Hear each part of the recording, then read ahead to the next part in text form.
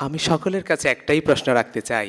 আমি সারা বাংলাদেশে শহীদদের নিয়ে কাজ করি, ৫০০ শতাধিক শহীদ ফ্যামিলি আমার সাথে কানেক্টেড। তারা সকলেরই একটা প্রশ্ন, আদৌ কি আমরা স্বাধীন? আদৌ কি এই হত্যাকাণ্ডগুলোর বিচার হবে? যদি হয়, আজকে ৫ মাসে আমরা কি দেখেছি? নিয়ার অ্যাবাউট ১,০০০ মানুষ, মায়ের সন্তান মারা গেছে। একটা হত্যাকাণ্ডে যদি একটা পুলিশ জড়িত থাকে, তাহলে ১,০০০ পুলিশ গ্রেফতার হওয়ার কথা ছিল। একটা হত্যাকাণ্ডে যদি ২টা পুলিশ জড়িত থাকে, ২,০০০ পুলিশ গ্রেপ্তার হওয়ার কথা ছিল। এই পর্যন্ত কয়টা পুলিশ গ্রেপ্তার হয়েছে? আপনাদের কাছে আমি প্রশ্ন রেখে গেলাম। তাহলে কি আমি বলবো না আদৌ কি বিচার হবে? ছাত্রলীগের পোলাপাইনগুলো কি করেছে? হলগুলোতে থাকতে দেয়নি আমাদেরকে। মেসে গিয়ে থেকেছি, হলের আমরা ছাদে গিয়ে লুকাইছি, করিডোরে গিয়ে লুকাইছি।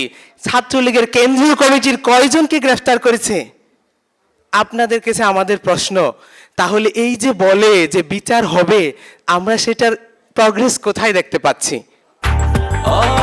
ব্রেকফাস্ট, টিফিন কিংবা স্ন্যাক টাইমে মজাদার আয়োজন মানে অল টাইম ব্রেড। আপনাদের কাছে আমি এই প্রশ্নটাই রেখে গেলাম যে বিচার কি আদৌ হবে? এই পর্যন্ত ২৩টা পুলিশ গ্রেফতার করেছে। কি ম্যাসাকার করেছে পুলিশ? কিভাবে মানবাধিকার লঙ্ঘন করেছে? পুলিশের সিআরপিসি আইন, ১৪৪ ধারা আইন, কোনো আইনেই নাই এভাবে মায়ের সন্তানদেরকে গুলি করে পাখির মতো হত্যা করবে। তারা যেভাবে পারছে বুকে গুলি চালিয়েছে, মাথায় গুলি চালিয়েছে, যে যেভাবে পারছে সেইভাবে গুলি চালিয়েছে।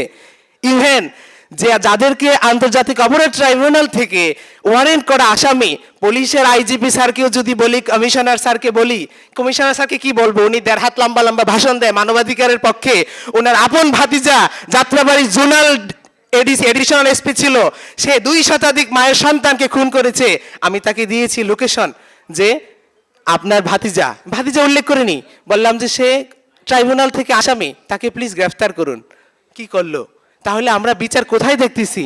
প্লিজ মাননীয় উপদেষ্টারা, সংস্কার কমিশনের যারা উপস্থিত আছেন, আপনাদের কাছে আমাদের একটাই কষ্ট, একটাই দাবি, চোখটা বন্ধ করে সেই মায়ের কথা চিন্তা করেন, যেই মা অন্যের বাড়িতে কাজ করে তার সন্তানকে এত বড় লালন পালন করেছে, দেশের জন্য ছেড়ে দিয়েছে, দেশকে স্বাধীন করার জন্য, ফেসিবাদ মুক্ত করার জন্য।